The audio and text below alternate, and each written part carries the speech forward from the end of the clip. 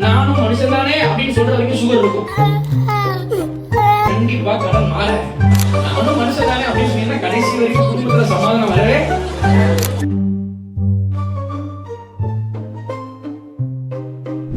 மீனுக்குள்ள இருக்கிற ஜீவன் அதை நீந்த செய்கிறது, மரத்துக்குள்ள இருக்கிற ஜீவன் அதை கனிவுக்கு செய்கிறது, பறவைக்குள்ள இருக்கிற ஜீவன் அதை பறக்க செய்கிறது, மனுஷனுக்குள்ள இருக்கிற ஜீவன் அதை மனுஷனாய், தேவனுக்குள்ள இருக்கிற ஜீவன் அல்லது தேவன் கொடுக்கிற ஒரு ஜீவன்.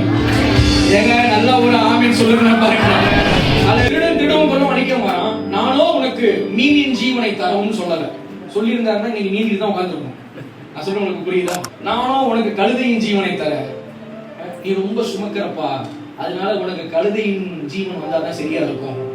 இல்ல நீ ரொம்ப ஸ்லோவா வர்ற, அதனால உனக்கு குதிரையின் ஜீவன் வந்தா நல்லா இருக்கும். பக்கத்துல சொல்லுங்க, காம்ப்ரமைஸே இல்ல. உங்களுக்கு தேவன் எப்படிப்பட்ட ஜீவனை தந்திருக்கிறாருன்னா, இந்த உலகத்துல அதுக்கு மேட்சான ஜீவன் எந்த ஜீவனும் இல்ல. அந்த ஜீவனுக்கு மேட்சான பவர் எந்த பவரும் இல்ல. அப்படிப்பட்ட ஒரு வல்லமையான ஜீவனை கர்த்தர் சொல்றாரு, நான் உனக்கு தந்திருக்கிறேன். நீங்கள் ஒவ்வொருவரும் தேவ ரகமான ஜீவனை சுமந்து கொண்டு இருக்கிறீர்கள். உங்களுக்குள் இருக்கிற ஜீவன் அது தேவனின் ஜீவன், அது குமாரனின் ஜீவன், அது மனுஷனின் ஜீவன் அல்ல. அல்லேலூயா. இந்த நாளோட நானும் மனுஷன் தானே என்ற வார்த்தை மாறிடும். நானும் மனுஷன் தானே அப்படின்னு சொல்ற வரைக்கும் சுகர் இருக்கும். கண்டிப்பா கடன் மாற. நானும் மனுஷன் தானே அப்படின்னு சொன்னீங்கன்னா கடைசி வரைக்கும் குடும்பத்துல சமாதானம் வரவே. இன்னைக்கு வாயை திறந்து சொல்லுங்க, நான் மனுஷன் இல்ல, நான் தேவ ரகமான ஜீவனை சுமக்கிறேன். சொல்லுங்க, நான் தேவ ரகமான ஜீவனை சுமக்கிறேன்.